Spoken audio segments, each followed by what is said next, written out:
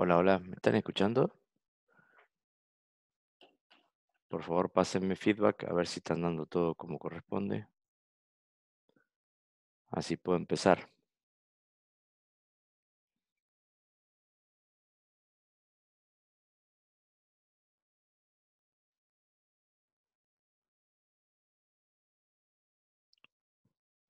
Muchas, muchas gracias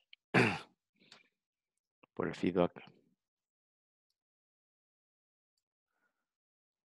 Bueno, esperamos unos 2, 3 minutitos más a ver si se suma alguien más y empezamos con la teoría. Mientras tanto, si tienen alguna consulta, podemos aprovechar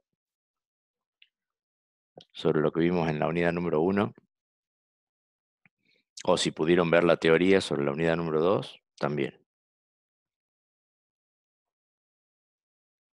Igual hoy, como ya esta teoría la tienen grabada, eh, voy a tratar de ir más o menos rápido para que nos quede tiempo de poder hacer consultas sobre algún tema que les quede en el tintero.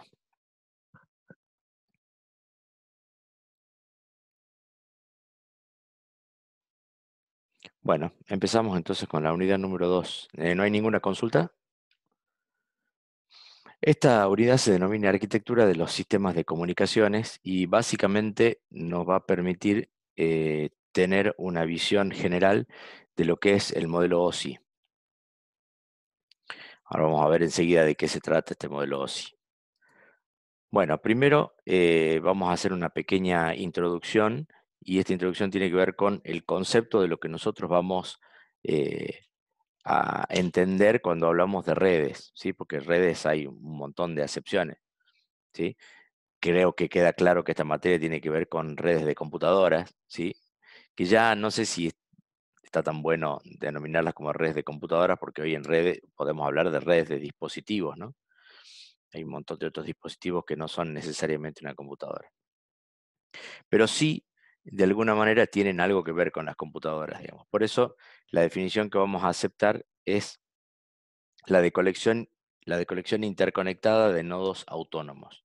Y fíjense que están resaltados dos términos específicos, el interconectada y el autónomos. Interconectada básicamente significa que pueden compartir información o pueden transmitir información entre sí. ¿Está? Y autónomos tiene que ver con que para que digamos, para que caiga dentro de nuestro concepto, los dispositivos, independientemente de la red, tienen que ser autónomos, es decir, tienen que poder valerse por sí mismos. ¿Por qué hacemos esta distinción? Porque en el pasado existieron los clásicos mainframe, en donde básicamente es una computadora, una sola computadora, un solo núcleo de procesamiento, que tenía una serie de terminales conectadas por cable. Entonces, esto para nosotros no va a ser una red. Es decir, nosotros suponemos que cualquier dispositivo que vamos a tener conectado a esta red, si yo lo desconecto de la red, no es que se convierte o se apaga o se convierte en una terminal boba, sino que puede tener funcionalidad por sí mismo. Eso es lo que queremos decir con autónomo. Entonces, como les decía recién, hoy las redes están compuestas por un montón de dispositivos, servidores, impresoras, dispositivos móviles, escáneres, ¿sí? Etcétera, etcétera, etcétera. O sea, hoy en día ya dentro de las redes podemos también encontrar televisores, heladeras, lo que ustedes quieran, ¿sí? Dentro de este concepto que llamamos Internet de las cosas, bueno, esos dispositivos también se conectan a la red y por lo tanto también entran de esta definición. Bueno, veamos de alguna manera las topologías de red. Tenemos básicamente dos tipos, las de tipo simétricas, donde encontramos básicamente las redes de tipo LAN, y ahí tenemos dos topologías que vamos a dar a conocer. La topología bus, donde se hace, esto ya lo vamos a ver un poquito más adelante con más detalle, pero en la topología bus básicamente se comparte un canal de transmisión que se llama backbone y donde básicamente se van interconectando todos los dispositivos. Este backbone tiene algunas características particulares. Una de las más importantes es que en los extremos de este backbone debe llevar lo que denominamos terminadores. Estos terminadores son unos dispositivos que evitan que la señal que se propaga por ese backbone rebote en los extremos y pueda confundirse con la siguiente señal, la siguiente señal que temporalmente va a estar en ese canal. Así que en los extremos de este bus o de este backbone, como queramos llamarle, tienen que ir una serie de terminadores, ¿sí? Que no son ni más ni menos que un par de resistencias, que básicamente absorben la señal que pueda quedar al llegar al extremo del cable, esa señal que pueda quedar residual. Otra de las topologías que encontramos y muy común hoy en día, más común hoy en día que la topología bus, es la topología estrella, donde hay un elemento concentrador central, lo que nosotros conocemos hoy en día con el nombre de switch. En el pasado fueron los hubs, ¿sí? Que era parecido a un switch, pero sin tanta inteligencia, y equipos que van conectados a ese hub por medio de un cable. La segunda topología. Tenemos una tercera que se denomina topología de anillo. Esta topología es un poco diferente en la forma en que maneja el transporte de los datos que las dos anteriores. Básicamente porque no tiene un canal de transmisión común, sino que ese canal, hay pequeños canales que van conectándose uno a uno, vinculando a los nodos como si fueran en el formato de un anillo. Entonces, cuando los datos circulan siempre en un mismo sentido y se utiliza un protocolo ligeramente diferente a las otras dos. Podemos decir que las topologías bus y la topología estrella, desde el punto de vista del protocolo, son más o menos la misma cosa. En cambio, el anillo utiliza otro tipo de protocolo, ¿sí? No son demasiado comunes en las redes LAN de la actualidad. Y por último, tenemos la topología maya, que es una topología que surge de mezclar una especie de topología anillo con una topología estrella. ¿Cuál es el concepto de la malla? El concepto de la malla es que en el anillo, como les dije recién, los datos circulan en un solo sentido. Entonces, si en algún punto la red se corta, este anillo deja de tener sentido y la red se cae completamente. Algo parecido pasa también en la topología bus, en donde al tener la obligatoriedad de usar estos terminadores en los extremos, si en algún momento este backbone se corta en el medio, la red se cae completamente. ¿Por qué? Porque ambas partes de este backbone les va a faltar un terminador en el extremo, entonces la red se cae completamente. Bueno, para resolver este tema en la topología anillo es que se desarrolló esta topología de malla, en donde se vinculan los nodos con enlaces redundantes que van por el medio, fíjense, del anillo, ¿sí? De tal manera que si en algún lugar, si esto se corta por acá, por ejemplo, yo podría seguir el anillo en esta mitad haciendo este círculo, ¿sí? O así. ¿Está? Entonces, bueno, esa es la topología de malla. Y después, por otro lado, dentro de las topologías de red están las topologías asimétricas que están más relacionadas con lo que conocemos con una WAN, ¿sí? O sea, una red de área ancha, una red amplia, como puede ser Internet. Bueno, dentro de las redes asimétricas, la más conocida de todas es la red de tipo árbol, que es la que, digamos, la topología que tiene normalmente Internet, ¿sí? Donde la punta del árbol podría ser mi casa, ¿sí? Y los demás nodos pueden ser routers que me conectan con el resto de la red, y alguno de estos nodos de la red podría representar algún servidor donde yo voy a buscar información, por ejemplo, un servidor de Google, por decir algo, ¿sí? Y después, al final, tenemos las mixtas, que básicamente son combinaciones de las otras dos. Bueno, esto a modo de introducción nada más, no tiene demasiada importancia.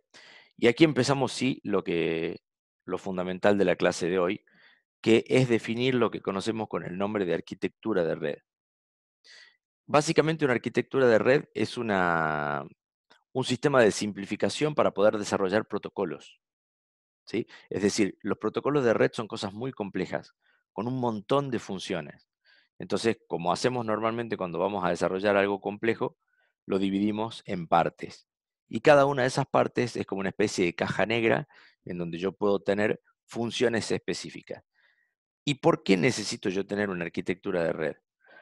Básicamente porque si yo tengo distintos protocolos que responden a distintas arquitecturas de red, hacer la interconexión de estos protocolos distintos va a ser muy complejo.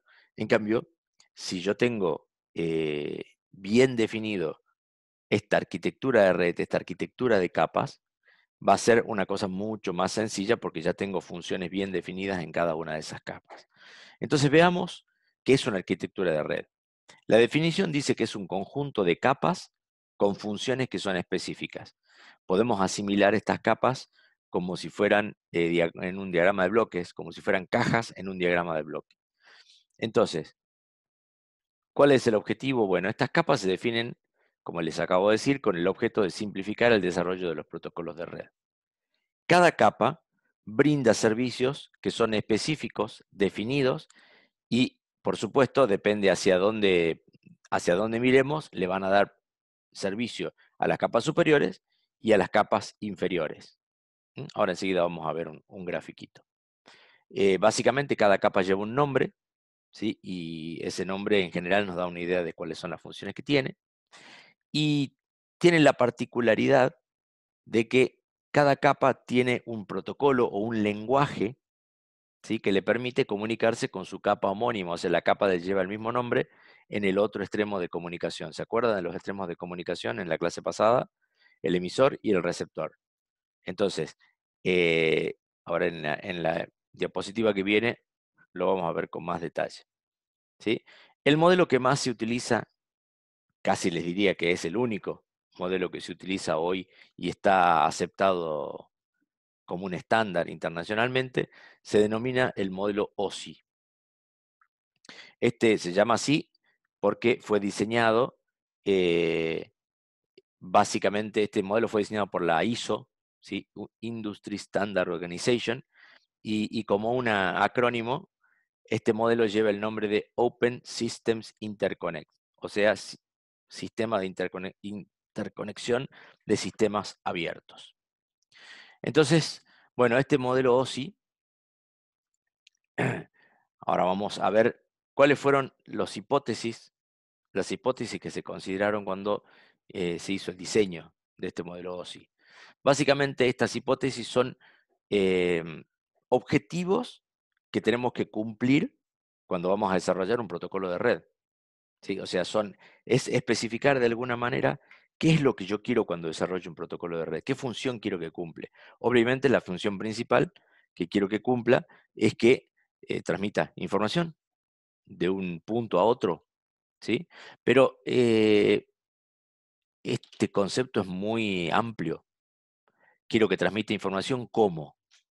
¿Sí? Quiero que transmita información sin errores.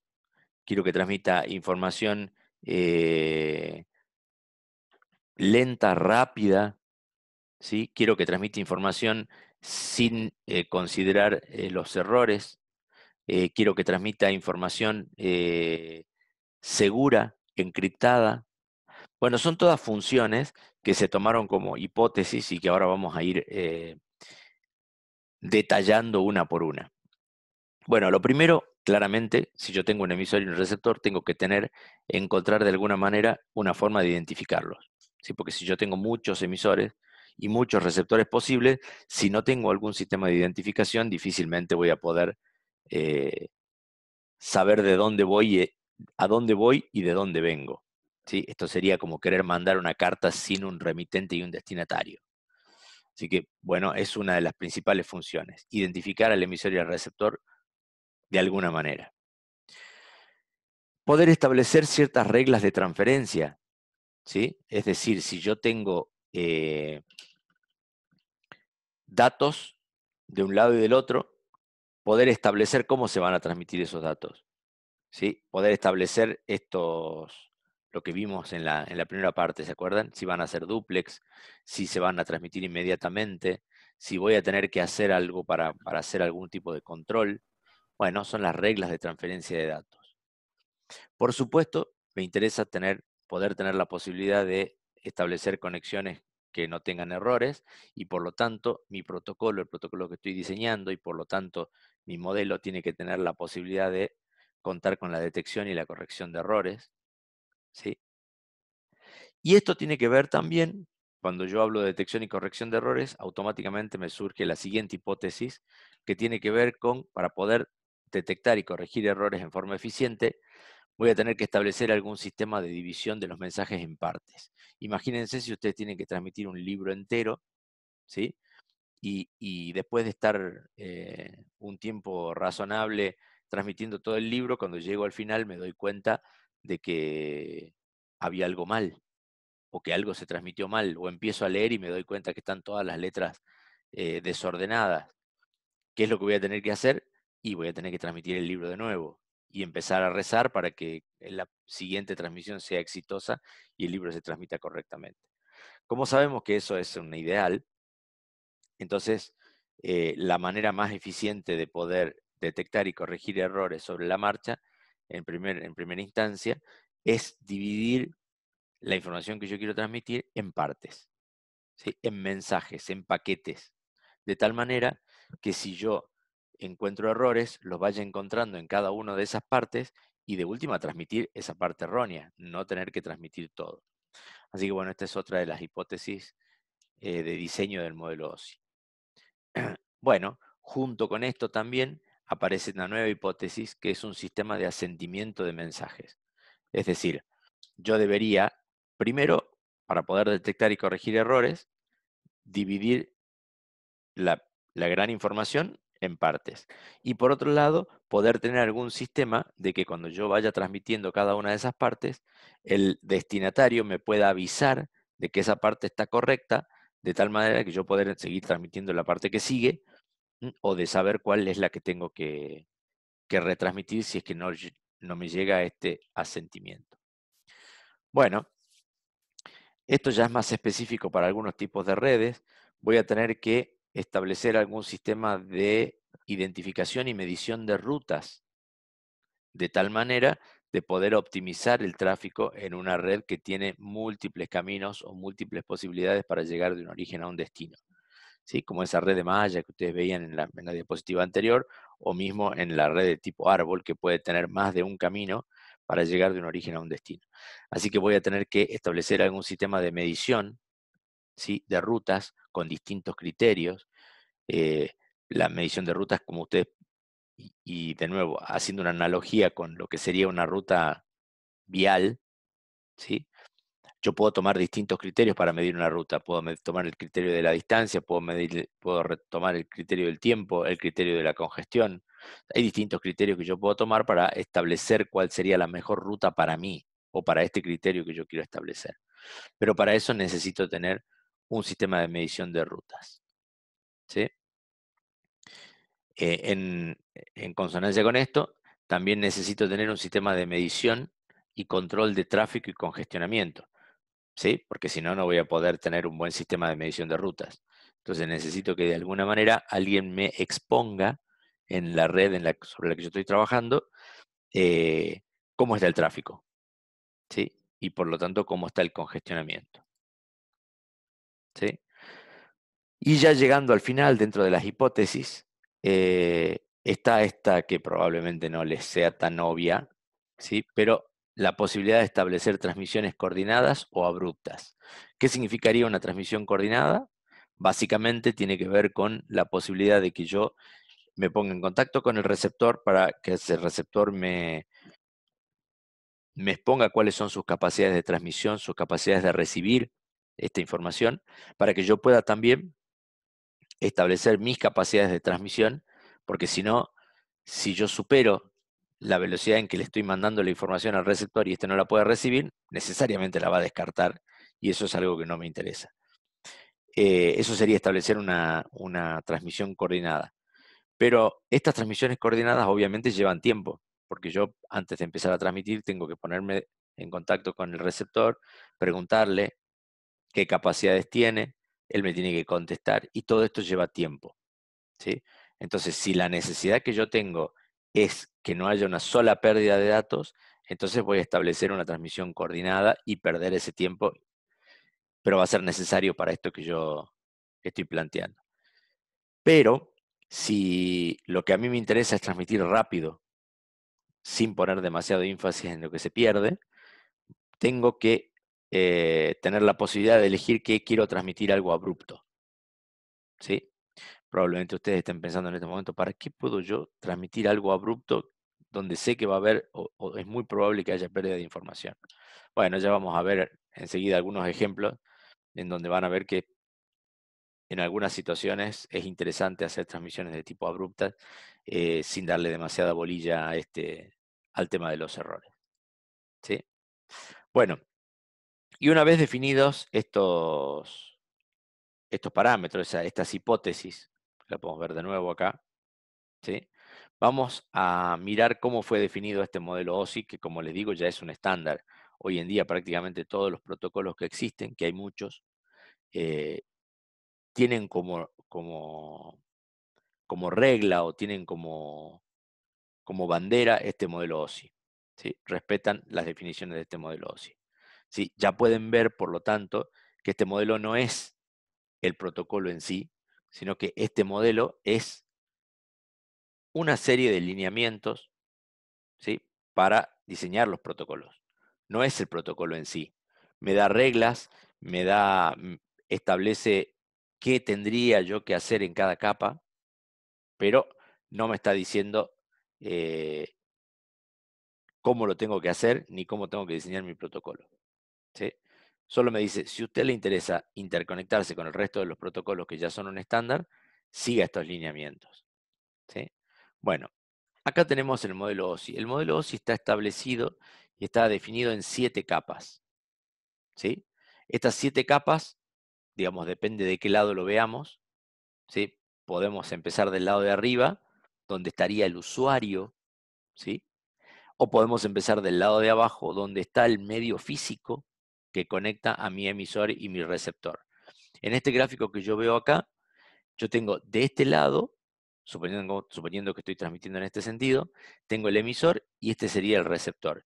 Y este es el canal físico, ¿sí? Ese canal físico puede ser un cable, puede ser un aire, puede ser una fibra óptica, puede ser un satélite, lo que fuera. Este es el medio a través del cual circulan físicamente los bits que yo quiero transportar de un lado hacia el otro.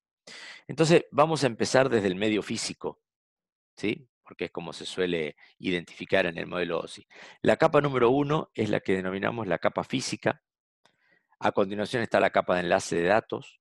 La tercera es la capa de red, ¿sí? Y después vienen la capa de transporte, la capa de sesión, la capa de presentación y por último la capa de aplicación. Como les decía recién, la capa de aplicación es la que tiene relación directa con el humano, ¿sí? Tiene relación directa con esta persona que está acá arriba tratando de transmitir algo hacia el otro lado. ¿Está? Bueno, lo que yo les decía recién en la definición es que, esto es simplemente para que se entienda los nombres, ¿sí? Dentro de la capa física tenemos lo que denominamos el protocolo de la capa 1 o protocolo de la capa física, protocolo de la capa 2, de la capa 3, de la capa 4 y así sucesivamente hasta llegar al protocolo de la capa 7. ¿Y qué significa este protocolo? ¿Sí? Significa que los protocolos son lenguajes que cada una de las capas hablan. Entonces, si bien el sentido de circulación de la información es así, ¿sí? O sea, sube conectándose cada una de las capas con el modelo, ¿sí? Yo transmito la información a la capa de aplicación, de ahí a la capa de presentación, a la capa de sesión y así hasta llegar a la capa física. La capa física es la que se conecta con el medio físico, transmite los bits y los bits de nuevo se van desarmando, ¿sí? Ya vamos a ver que se van como desarmando en este sentido, pasando por la física, enlace, red del otro lado. Ahora, si yo quiero ver unas cuestiones de diseño de la capa física, a la capa física no le interesa demasiado qué hay abajo, qué tipo de medio físico hay. Sabe que tiene que hablar con la capa física del otro lado. el medio físico de alguna manera va a hacer llegar los bits al otro lado. Lo mismo pasa con todas las capas, es decir, la capa de red, ¿con quién va a hablar? ¿Sí? Tiene que empaquetar sus datos porque sabe que esos datos le van a llegar tal cual a la otra capa de red del destinatario. Entonces, virtualmente habla con la capa de red homónima del otro lado. ¿Está? Eso es lo que se denomina un protocolo de cada una de las capas. Bueno, estos son ejemplos comerciales, ¿sí?, de protocolos que probablemente conozcan en cada una de las capas. Fíjense que este modelo OSI está dado vuelta con respecto al anterior, ¿sí? O sea, la capa física está del lado de arriba y la capa de aplicación abajo, pero para el ejemplo sirve. Entonces, algunos de los que conocemos de acá, no se los voy a nombrar todos porque probablemente muchos no los conozcan, pero algunos de los que conocemos. Ethernet, lo escucharon nombrar, es el protocolo de las redes LAN, ¿sí? Ese protocolo, fíjense qué capa está, enlace. IP, también lo conocen. TCP, que es parte de este mismo protocolo, ustedes normalmente lo conocen como TCP/IP. Son dos protocolos en realidad, uno que pertenece a la capa de red, el IP propiamente dicho, y otro que pertenece a la capa de transporte, que es el TCP. Y después tenemos otros protocolos que tal vez sean menos conocidos o no. Tienen el protocolo HTTP, que seguramente lo escucharon nombrar, el protocolo de las páginas web, que pertenecen a la capa de aplicación. Lógicamente, los protocolos que ustedes más van a conocer o más les va a llamar la atención son estos de la capa de aplicación, porque la capa de aplicación es la que tiene contacto con el ser humano, ¿sí? O sea, yo programo en HTML, yo mando mails utilizando protocolo SMTP, ¿sí? Bueno, estos son los protocolos que se conectan con el usuario. Bueno, son ejemplos nada más. Y ahora vamos ya más específicamente a detallar las funciones de cada una de las capas, que era la parte importante de hoy. ¿De qué se ocupa la capa física? La capa física se ocupa de la normalización de las características eléctricas, mecánicas y físicas que son necesarias para la transmisión de bits. ¿Está? ¿Se entiende esto? Es decir, en la capa física está cómo hago yo para conectarme al medio físico, entendiendo que medios físicos hay muchos, ¿sí? Digamos, básicamente tenemos con distintos formatos, como les digo, tenemos el aire, puede ser un medio físico, en el caso de la transmisión vía Wi-Fi, puede ser un cable, en el caso de un cable UTP, un cable, ¿sí? O puede ser una fibra óptica, ¿sí? Por ejemplo, en el caso de un cable submarino de fibra óptica. Hay distintos tipos de medios físicos, ¿sí? Pero en todos los casos, la capa física se ocupa de normalizar cuáles son las formas en que yo me voy a conectar a ese medio físico para que la transmisión sea lo más eficiente posible. ¿Está? Bueno, dentro de esta capa tenemos nuestros representantes. Yo en todas las capas les voy a poner unos dibujitos acá, que de alguna manera van a representar qué parte de la red que ustedes conocen está puesta en esta capa, ¿sí? Bueno, me salió la alerta de tiempo. Como hacemos siempre, cuando se nos acabe el tiempo de esta primera sesión, automáticamente abro una próxima sesión y nos volvemos a conectar. Bueno, aquí en esta capa están las fichas RJ45, seguramente habrán visto alguna vez, para conectar un cable UTP, el cable UTP propiamente dicho, ¿sí? La capa física me dice, vos para conectarte un cable a una red de tipo LAN, que usa topología estrella y un cable UTP, necesitas este tipo de fichas, ¿sí? Que se arman de tal manera. Y también para conectarte necesitas este tipo de cable, ¿sí? Que tiene una impedancia determinada, que tiene una longitud máxima determinada, etcétera, etcétera, ¿sí? En el caso de una fibra óptica también tenemos acá unas fichas especiales para conexiones de fibra óptica, placas de red inalámbrica. Todo eso son elementos que están estandarizados en la capa física. Un hub, por ejemplo. Y fíjense que no nombro el switch, en esta capa física, porque el switch es inteligente. El switch necesita trabajar a nivel de la capa 2, ¿sí? Por eso no está en esta capa física. En cambio, el hub no. El hub lo único que hace es una conexión física del cable. O sea, conecta distintas fichitas de este tipo para que estén conectadas todas juntas a un mismo lugar, ¿sí? Eso sería lo que conocemos de la capa física. La segunda capa del modelo OSI se llama capa de enlace de datos, ¿sí? Y tiene algunas funciones que tienen que ver con corregir errores que se puedan dar en la capa física. Es decir, yo en la capa física voy a establecer estándares de conexión a los medios de comunicación. Y la capa física se va a tratar de ocupar de que si yo transmito un bit que es un 1 con determinado voltaje y por determinado tiempo, cuando la capa física del receptor reciba esa señal, identifique que es un 1. ¿Está? Eso es lo que hace la capa física.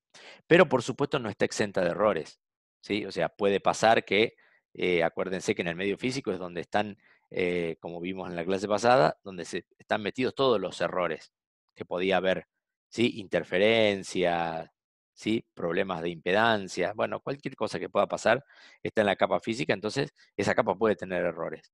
Entonces la capa de enlace de datos tiene como principal función el detectar esos errores y tratar en primera instancia de corregirlos, ¿sí? O de pedir una retransmisión, o sea, de hacer que a la tercera capa, que es la capa de red, le llegue ya un flujo de datos con la menor cantidad de errores posible. Para eso tengo algunas funciones que son específicas, en las que ya habíamos hablado en las hipótesis, y la primera y más importante es el enmarcado. ¿Qué significa el enmarcado? Bueno, es la forma en que nombramos a esta acción de dividir al mensaje completo que yo tengo en partes, para poder transmitir cada una de esas partes, detectar errores en cada una de esas partes y eventualmente transmitir algunas partes, y no toda la información completa, cuando termine y me dé cuenta de que no llegó bien al otro lado.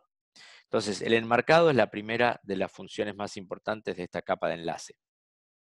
Por supuesto, la segunda es el control de error a nivel bit. ¿Qué significa esto? Significa que una vez que yo separé una porción de esta información que yo quiero transmitir en un marco, ¿sí? Necesito la segunda función, que es controlar que ese marco esté correcto. ¿Está? Para eso se utilizan algunas cosas como la teoría de Hamming, en donde yo puedo, o lo que ustedes conocen con un nombre más común, que es el bit de paridad. Con el bit de paridad yo puedo controlar que en un determinado marco, ¿sí? Puedo controlar si ese marco es erróneo o no. ¿Está? Entonces, los controles de errores a nivel bit están también en la capa de enlace de datos. También en la capa de enlace de datos aparece una tercera función, que es el control de flujo, que tiene que ver con otra de las hipótesis de las que hablamos, eh, para que el emisor pueda saber a qué velocidad tiene que transmitir para que el receptor pueda ser capaz de aceptar todos los paquetes y no los tenga que descartar por cuestiones de performance, ¿sí? Esto tiene que ver con, ustedes saben que cuando el paquete llega al receptor, el receptor tiene que hacer una serie de cosas, ¿sí? Básicamente tiene que detectar cada marco, tiene que chequear que ese marco esté correcto utilizando este control de error, y eso le lleva tiempo. Entonces, si yo como emisor le voy mandando más, porque yo tengo, supongamos que yo tengo más capacidad de procesamiento, yo le voy mandando más información de la que puede recibir, se va a producir un descarte de algunos marcos, ¿sí? Básicamente por falta de tiempo. ¿Tá? Entonces, bueno, necesito establecer, eso es lo que se denomina el control de flujo. Entonces, necesito establecer sistemas de control de flujo para que no pase esto, ¿sí?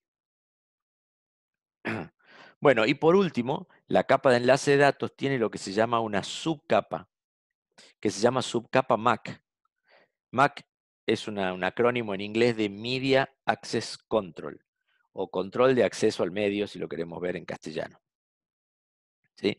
Entonces, las redes de difusión tienen la subcapa de acceso al medio, que está específicamente definida para redes del tipo difusión. ¿Se acuerdan de las redes de difusión que vimos en la clase pasada? Vimos una clasificación de lo que eran las redes de difusión. hago un pequeño resumen. Las redes de difusión son aquellas redes en donde yo tengo un canal común de transmisión, ¿sí?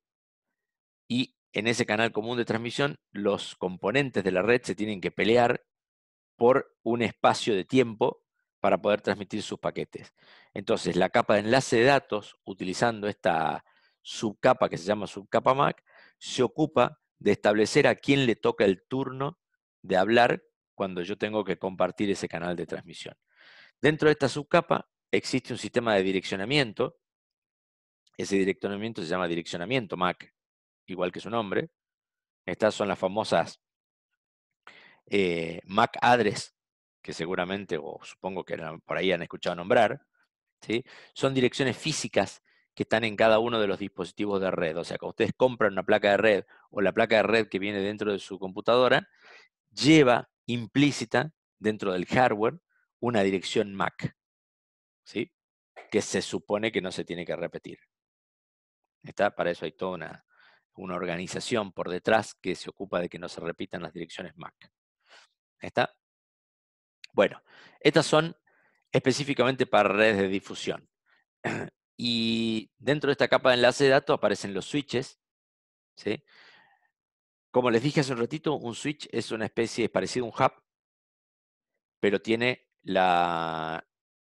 digamos, la diferencia es que cuando llega un paquete a una puerta de ese dispositivo, no lo manda a todas las otras puertas por igual, sino que tiene identificada la dirección MAC de los dispositivos que están conectados en cada uno de los puertos y por lo tanto manda el paquete, que tiene obviamente una dirección de destino, por ese puerto, no lo manda por todos los puertos, ¿sí?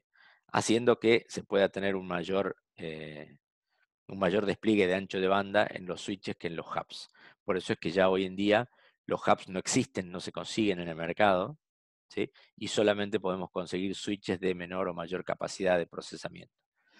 Aquí en la capa de enlace de datos también aparecen las virtual LANs, ¿sí? Y ese tipo de cosas que están todos, que tienen que ver específicamente con las direcciones MAC. Ya nos queda menos de un minuto, así que cuando se me termine el tiempo, corto y nos volvemos a conectar inmediatamente, ¿sí? Ahora ya viene la tercera capa, que es la capa de red, que es una capa muy importante dentro de lo que se denomina el Internet, ¿sí? Entonces, si pasamos a la capa de red, ¿sí? Tenemos como unas funciones bastante específicas que tienen que ver, ya no, así como la capa de enlace tiene mucho que ver con las redes de difusión, la capa de red tiene mucho que ver con las redes de tipo punto a punto, que es la otra clasificación que veíamos en la clase pasada, ¿sí? Es decir, sin la capa de enlace no existirían las redes de difusión. Y sin la capa de red no existirían las redes de tipo punto a punto, ¿sí? Donde obviamente la numeración, ¿sí? Lo que nosotros conocemos como los números IP, es lo más importante. Por eso está como función principal de la capa de red, establecer un sistema de numeración uniforme, ¿está? Que en distintos protocolos, por supuesto, se llama distinto, ¿sí? En el TCP/IP, por supuesto, la numeración esa se llama numeración.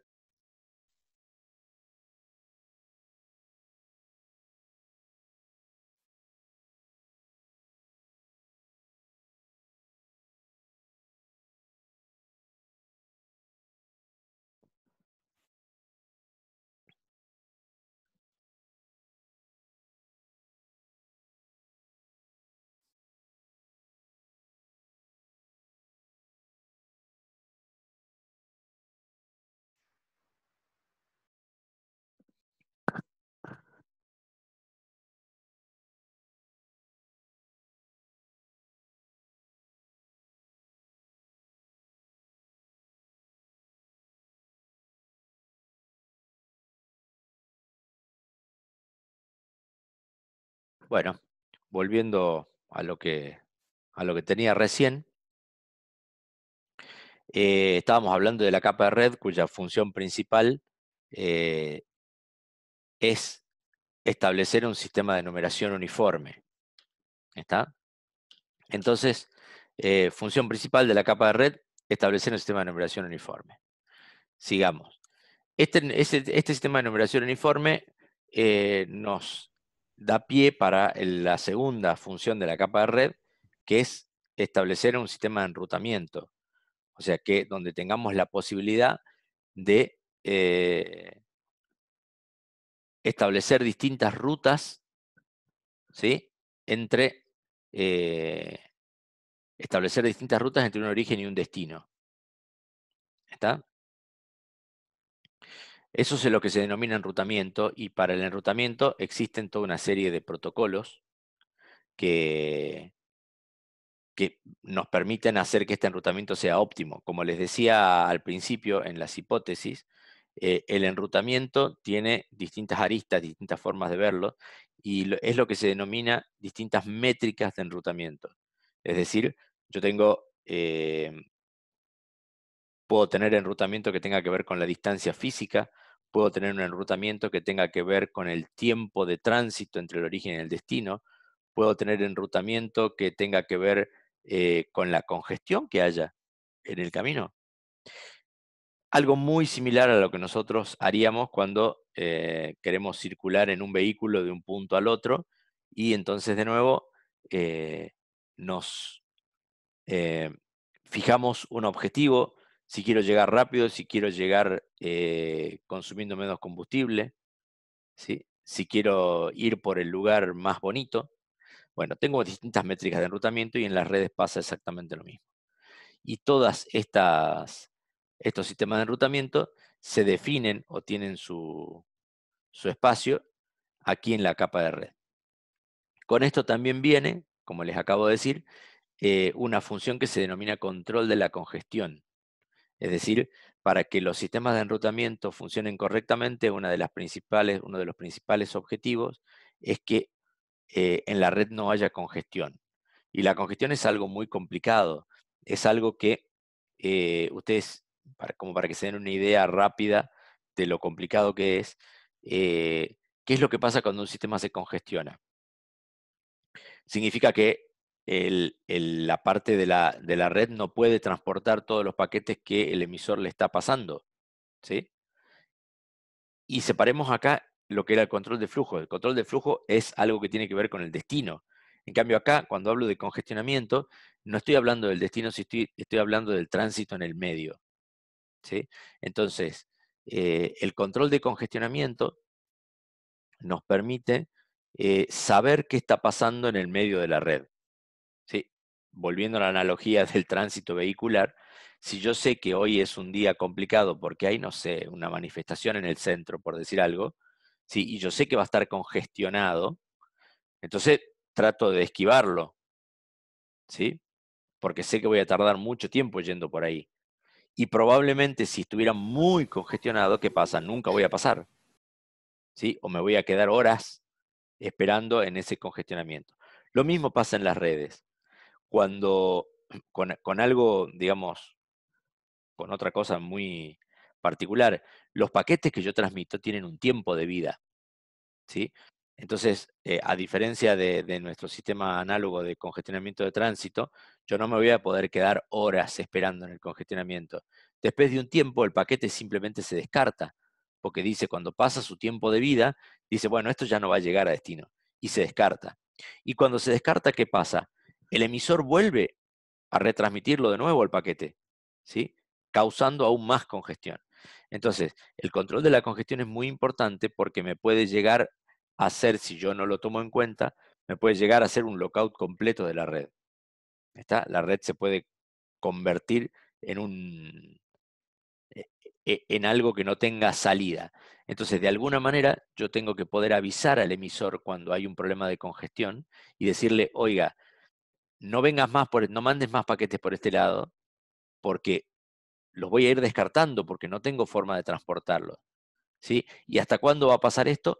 Hasta que la congestión se diluya, ¿sí? O los paquetes que estaban congestionados se vayan transmitiendo y yo pueda de nuevo avisarle al emisor, bueno, listo, ya se diluyó la congestión, podés volver a transmitir por acá. Bueno, todo eso lleva una serie de protocolos, una serie de mensajes que van y vuelven para que el emisor pueda entenderse con con el estado de la red y poder tomar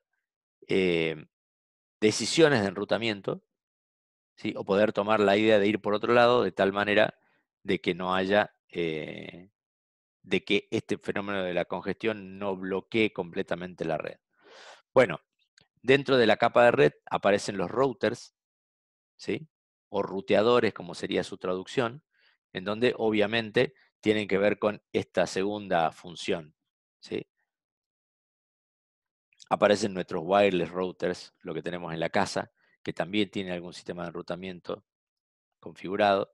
Y si yo tuviera que nombrar un representante de esta capa de red, es el IP y el NAT. El NAT es algo que es el acrónimo de Network Address Translation. En inglés es la traducción de direcciones IP.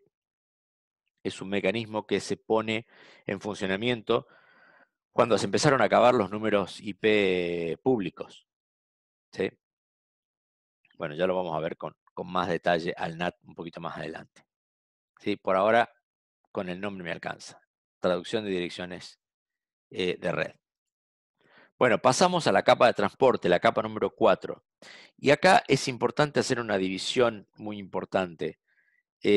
Yo tengo las tres primeras capas, física, enlace y red, es lo que la bibliografía le pone el nombre de la subred, ¿sí?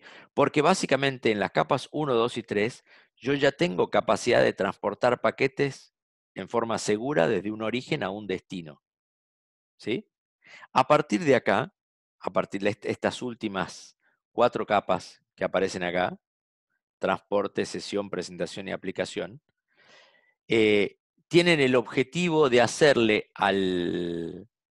tienen el objetivo de hacer que el, el cliente, en este caso el ser humano que está manejando esto, tiene el objetivo que el cliente que está manejando esto tenga las cosas más sencillas, ¿sí? Tenga las cosas más optimizadas. Pero con la capa 1, 2 y 3 yo ya puedo transmitir información desde un origen a un destino. Y es por eso que hasta estas tres capas llevan el nombre de la subred. O sea, la subred que de alguna manera le da servicio a las capas superiores, que son las que me van a dar eh, una mejor experiencia en esto de transmitir, ¿sí?, cosas de un origen a un destino. Es por eso que la capa de transporte tiene algunas funciones que se denominan la multiplexión. La multiplexión tiene que ver con esto que yo puedo hacer de transportar varias conexiones desde un origen hacia distintos destinos. Tiene que ver con esto que ustedes hacen normalmente cuando se conectan a Internet, donde mientras está bajando el correo electrónico están navegando por 2 o 3 páginas web o están en el fondo escuchando música, ¿sí?, por streaming en la red, y hacen todo al mismo tiempo, ¿sí? Y si ustedes se ponen a pensar, ustedes tienen una sola conexión a Internet, que es su proveedor de Internet. Tienen un solo IP público disponible en su casa. Entonces, ¿cómo puede ser que yo pueda estar haciendo múltiples cosas si tengo un solo canal de comunicación? Bueno, básicamente esto se tiene que dar por esta función que se llama multiplexión, en donde la capa de transporte se ocupa de diferenciar o de identificar las conexiones de los distintos servicios.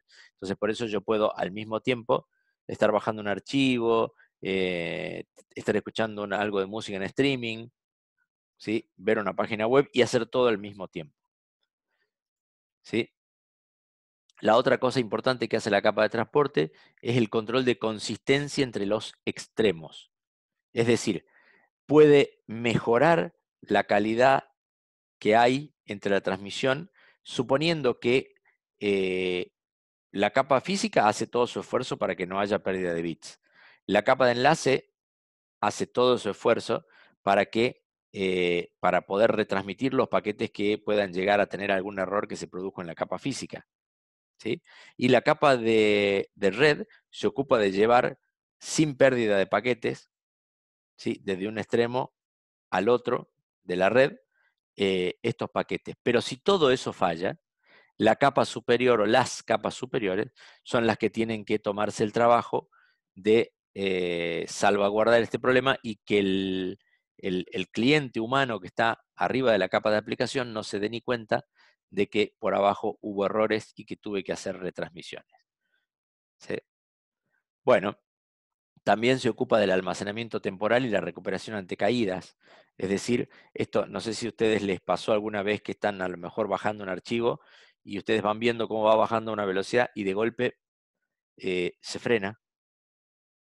Si ustedes ven que se para, el numerito que iba pasando se para, y ustedes se quedan mirando y ahora qué pasó, y de golpe sigue. ¿Sí?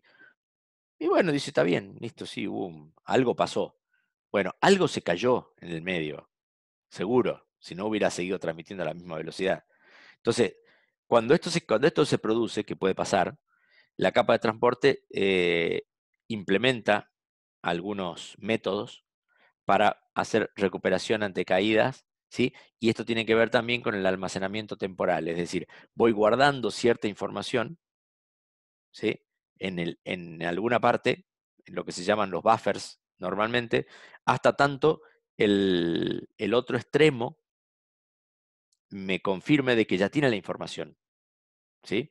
Y acuérdense que cuando hablo del otro extremo, hablo del final de la comunicación, pasando por todos los routers que hubo en el medio a nivel de la capa de red. ¿Está? Entonces, bueno, la capa de transporte se ocupa de tener un control de errores y un control de completitud entre los dos extremos. ¿Sí? Y esto tiene que ver también con lo que denominamos Quality of Service. Está con la calidad de servicio. La capa de transporte nos permite establecer prioridades en la información que yo quiero transmitir, de tal manera de que las cosas que necesiten llegar más rápido salgan primero.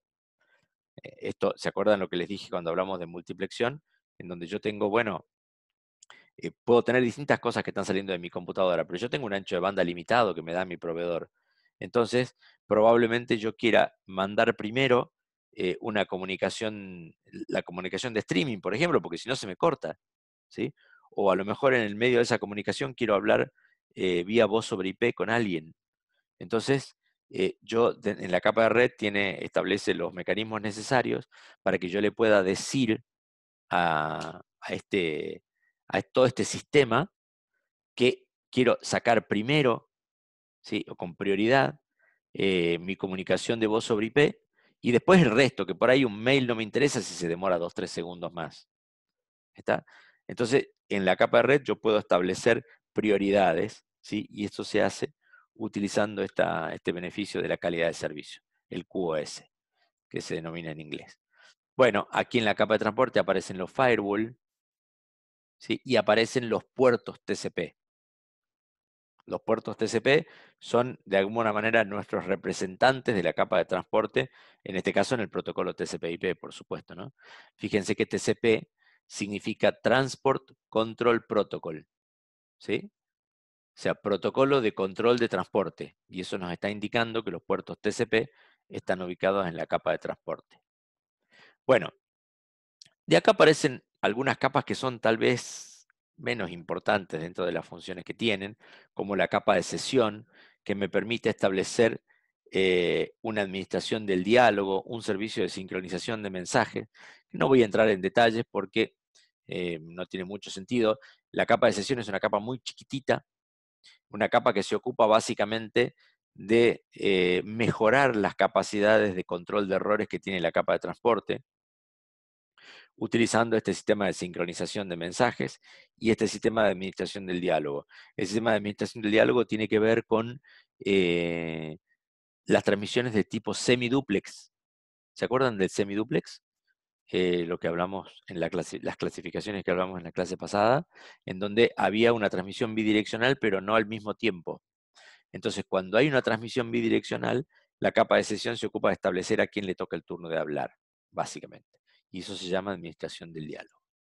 Bueno, y por último, una función chiquitita que es la notificación de excepciones.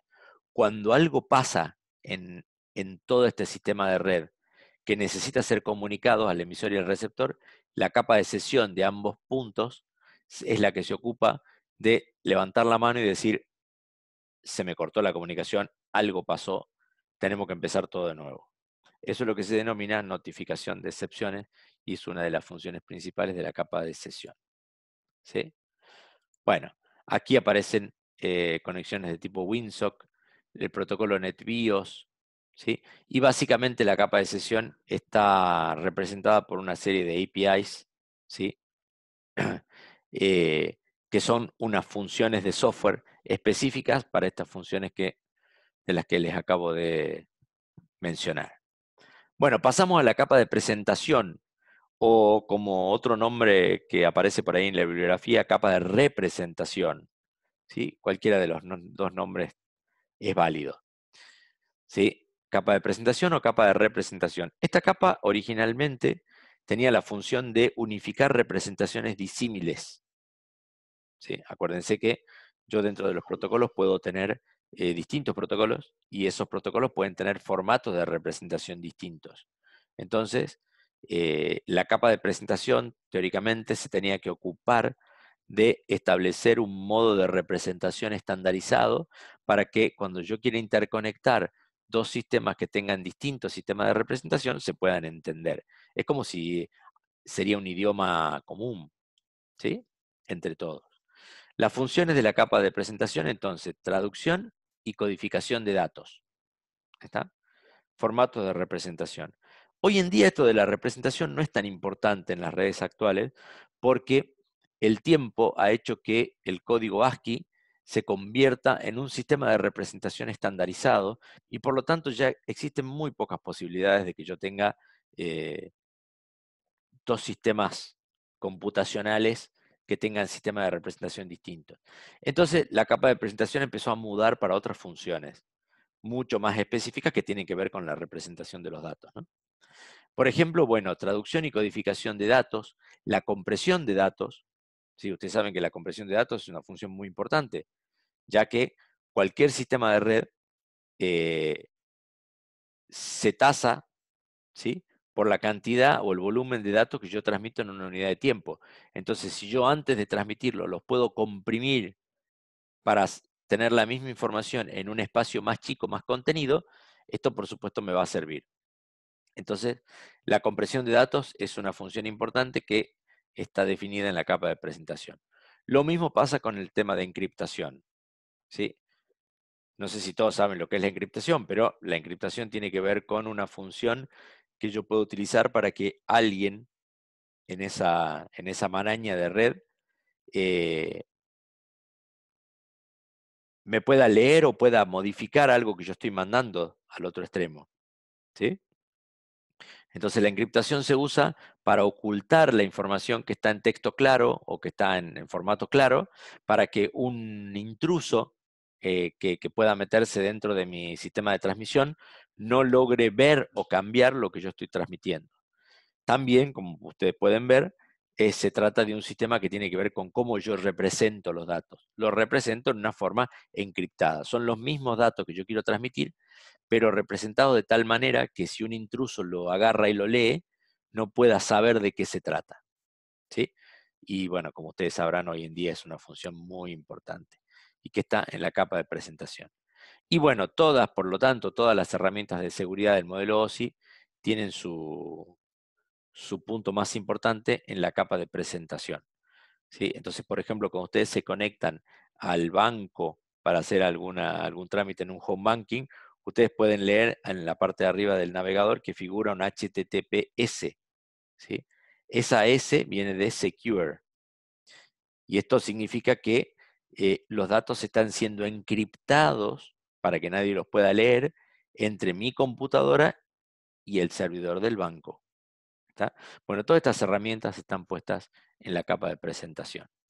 Los representantes de la capa de representación, por supuesto, el protocolo Secure Socket Layer, que es el HTTPS, ese que nosotros vemos en el banco, la encriptación de correos electrónicos usando algún sistema de clave pública y clave privada, todas esas son cosas que van en la capa de presentación y que también está representada por una serie de funciones, ¿sí? Y estas funciones eh, son APIs específicas para hacer este tipo de trabajo. Bueno, y por último llegamos a la capa de aplicación. ¿Qué hay en la capa de aplicación? En la capa de aplicación está lo que todos nosotros vemos, ¿sí? Está la definición estándar de los protocolos básicos para aplicaciones de red. Aquí la capa de aplicación es una capa que nunca se termina de desarrollar, ¿sí? Porque todos los días salen nuevos estándares. Entonces, algunos de los estándares que nosotros conocemos son los protocolos, ¿sí?, de interacción con los usuarios, como ser el HTTP, el SMTP para correo electrónico, el SNMP para manejo de redes.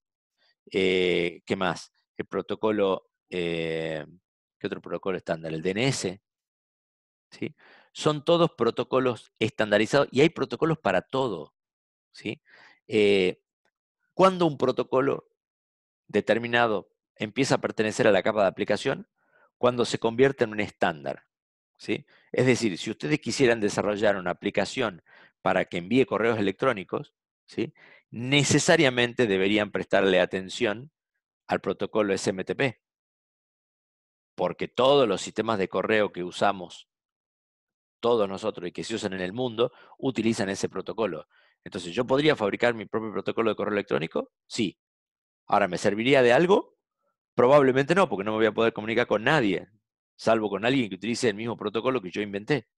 Entonces, si yo quiero hacer un desarrollo que sirva para interconectarse con los demás, tengo que hacer uso de protocolos que son estándar. O sea, que ya están definidos como un estándar y que tienen básicamente una definición, una norma, puede ser un RFC, por ejemplo, ¿sí?, una norma estandarizada donde define cómo es el protocolo.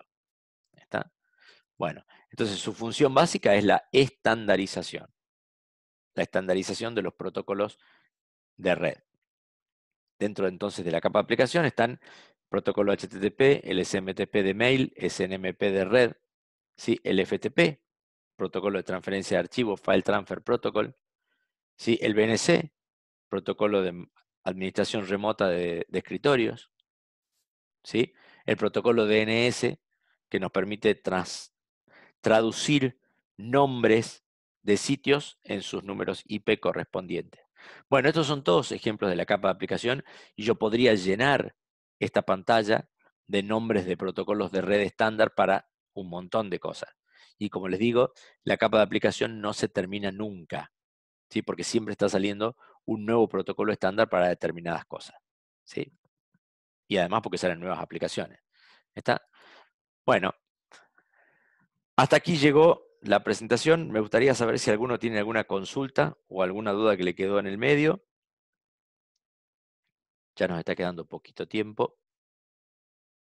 Ya se nos van a terminar los segundos 40 minutos. Así que aprovechemos este ratito para hacer consultas. Así que habiliten los micrófonos o por el chat, como quieran. Y si tienen alguna pregunta o alguna cosa que les haya quedado en el tintero, escucho. Profe, Diga. ¿me escucha? Sí, señor. Ah, bien. Em, ¿Todos los dispositivos que se conectan utilizan el mismo modelo de protocolo? Por ejemplo, si sería, por ejemplo, si hay un dispositivo que utilice el modelo OSI, todos los que estén conectados a la red LAN, por ejemplo, también utilizan el modelo OSI, o pueden utilizar distintos modelos. A ver, el modelo lo único que me está diciendo es una serie de lineamientos para definir protocolos. ¿Está? Mm, Lo que tienen que usar los dispositivos son los mismos protocolos. Lo que hay que ver es si esos protocolos siguen el lineamiento del modelo OSI, que lo más probable es que sí lo siga, porque como les dije al principio, el modelo OSI es el único modelo de arquitectura de red que fue estandarizado. Es como que, es decir, si vos estás por desarrollar un nuevo protocolo, ¿sí?, lo primero que tenés que hacer es entender el sí. modelo OSI para que tu protocolo responda a la separación en capas que definió la gente de la ISO. ¿Por qué? Porque si no, tu protocolo va a ser súper difícil de interconectar con otros protocolos. Esa es la idea. ¿Está? Ah, La idea del sí, modelo OSI es tener un lineamiento, ¿sí? Entonces, yo tengo otro protocolo. Yo tengo el TCP/IP, que por supuesto el TCP/IP responde al modelo OSI en su gran mayoría. Entonces, digo, el TCP/IP responde al modelo OSI. Si yo quiero hacer un nuevo protocolo, ¿sí?, que se llame Pepito y que se interconecte con TCP/IP de alguna manera, tengo que saber que me tengo que interconectar a nivel de cada una de las capas. Entonces, si no desarrollo mi protocolo y pongo otro sistema de capas y con funciones, va a ser recontra difícil que se interconecten. Entonces, por eso Ah, cualquiera que desarrolle un protocolo normalmente toma como base esta sugerencia de la ISO, ¿sí? Para las funciones de cada una de las capas. Esa sería la idea. entiendo. Y después otra consulta, un poco más como tipo, más curiosidad que con respecto Sí, a... por supuesto. Porque se cree que cuando una persona obtiene la IP de alguien, obtiene todos los datos de esa persona. ¿Eso es verdad? Nah, en lo absoluto que no. En lo absoluto que no. Una IP es como Ah, decir, esto es, haciendo una analogía, es como si yo te digo, yo sé la dirección de tu casa y sé lo que pasa dentro de tu casa. No, lo único que puedo hacer, claro, sí. a lo sumo puedo mirar desde afuera y ver si es linda, si me gusta el color, si, pero no puedo hacer otra cosa. ¿Se entiende? Es O como sea, la dirección de la claro, computadora, cosas así. claro, o sea, pero no puedo Claro. hacer nada. Y ni Ah, hablar de que la mayoría hoy en día a raíz de esto, no sé si se acuerdan, cuando hablamos de la capa de red yo hablé del NAT, el Network Address Translation, ¿sí? Eso es una función, supongamos que ustedes tienen dentro de su casa 4 o 5 computadoras, por decir, cada una de su familia tiene una, pongámosle, ¿sí? Entonces, ustedes comparten una sola conexión a Internet, ¿está? En general. Entonces, eh, la idea es que usando el NAT, ustedes pueden, usando un solo número IP, que es el número que les brinda su proveedor, ustedes pueden darle servicio a todas las computadoras que están adentro, ¿está? Si ustedes van a ver la configuración de esas computadoras tienen lo que se llaman unos IPs privados, ¿sí? Que se pueden repetir. O sea, el IP privado de la computadora de tu casa probablemente sea el mismo que la computadora que está en mi casa, ¿está? ¿Y cómo puede ser que tengan la misma dirección? Porque es una dirección que es privada, que está oculta adentro.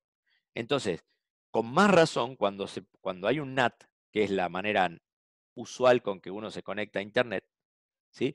La que está visible es la dirección que me da el proveedor, la dirección pública, que está puesta sobre el router que me conecta a mi proveedor. ¿Está? Pero la dirección de mi computadora es una dirección privada, que no la ve nadie. ¿Sí? De hecho, cada vez que yo quiero transmitir algo, la tengo que cambiar por la dirección pública que me dio mi proveedor para poder, eh, digamos, para que se pueda transmitir en una red, en la red de Internet, digamos. Entonces, no, eso es completamente falso, digamos. Es mucho más difícil que eso. ah, sí, porque estaba esa creencia y después tipo leí algunas cosas y decía que sí, que podías conseguir todos los datos de la persona y un montón de No, no, cosas no, y no. no le veía mucho sentido con lo No que es usted así. estaba explicando. No, no, Ah, no, en lo gracias. absoluto es así. ¿Mm? Bueno, otra pregunta, me estaban preguntando con respecto a los trabajos prácticos. Los trabajos prácticos no empezaron todavía, empiezan el lunes que viene, tengo entendido. La profesora Consuelo es la que se ocupa de la parte práctica, así que bueno, eventualmente le tendrían que preguntar a ella, pero eh, digamos, entiendo que empiezan el lunes que viene. Eh, Así que no hay problema. Las clases las tiene esta clase que tuvimos ahora, también la voy a subir a la plataforma en un ratito, cuando terminemos. Igual ustedes ya tienen la teoría grabada, tienen la teoría en video, así que, así que pueden tranquilamente, los que no estuvieron al principio o se quedaron algo sin entender, también pueden volver a rever la teoría que está grabada y esta misma clase que la voy a subir dentro de un ratito a la plataforma. Bueno, nos estamos quedando sin tiempo. ¿Más preguntas?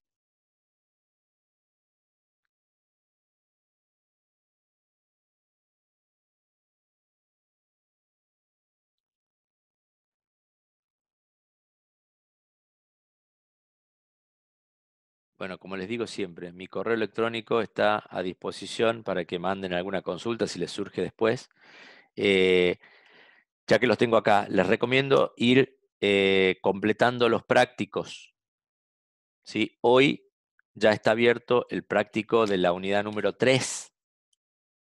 Ese práctico, eh, va a estar disponible hasta el miércoles que viene, así que aprovechen para el cuestionario para poder hacer, no el práctico, perdón, me equivoqué, el cuestionario. Esos cuestionarios van a estar disponibles, el cuestionario número 3 va a estar disponible entre hoy y el miércoles que viene, así que tienen una semana para contestarlo. ¿Está?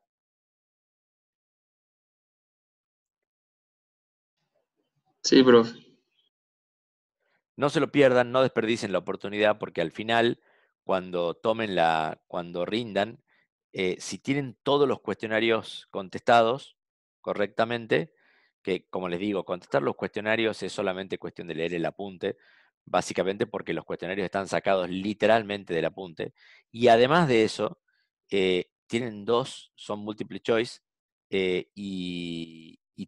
son multiple choice y tienen la posibilidad de contestarlos 2 veces, o sea que más fácil no puede ser. Los cuestionarios 1 y 2 ya están cerrados, es así. Como le digo, los cuestionarios se abren. Los cuestionarios 1 y 2 estuvieron abiertos hasta hoy a las 8 de la mañana. Ahora ya está abierto el número 3. ¿Está? Si a alguno le faltó un cuestionario, yo les recomiendo que igual vayan contestando los otros en tiempo y forma, porque normalmente al final, a aquellos que les falta un cuestionario por contestar, ¿sí? Les damos la posibilidad de abrir ese cuestionario nuevamente para que contesten si les falta uno solo. Entonces, eh, yo les sugiero que por las dudas vayan contestando los demás cuestionarios, ¿sí? Porque, como les digo, el tener todos estos cuestionarios correctamente respondidos les da un punto más en el promedio general al final. O sea que si ustedes tienen 6 en el parcial, con ese punto adicional pueden lograr la promoción. Así que yo se los recomiendo. O si tienen 3 en el parcial, pueden regularizar la materia utilizando ese punto adicional por contestar los cuestionarios. Así que no se pierdan la oportunidad.